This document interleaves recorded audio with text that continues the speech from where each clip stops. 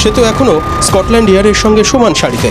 ফোর্সের সেই বীরত্বে পুলিশের সেই ঐতিহ্যেই কি সহানুভূতির হাওয়া বইছে, যে হাওয়ার বিপরীতে পাল্টা হাওয়াও বইছে? নির্বাচনকে কেন্দ্র করে গোলমাল বাঁধে। প্রকাশ্যে গুলিতে খুন হয়েছিলেন এসআই তাপস চৌধুরী।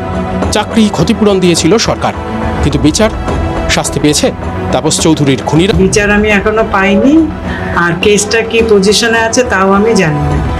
আগে 5-6 বছর আগে তাও একটু ওরা যোগাযোগ রাখতো, সরকারি পিপি দেখছিল। তারপরে নাগাল্যান্ডের দাবিতে উত্তাল দার্জিলিং।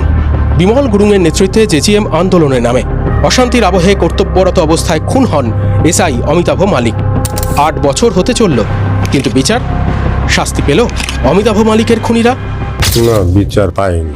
আমরা তো ভরসা রেখেছিলাম মাননীয় মুখ্যমন্ত্রীর ওপরে, কিন্তু উনি তো কথা দিয়েছিলেন আপনার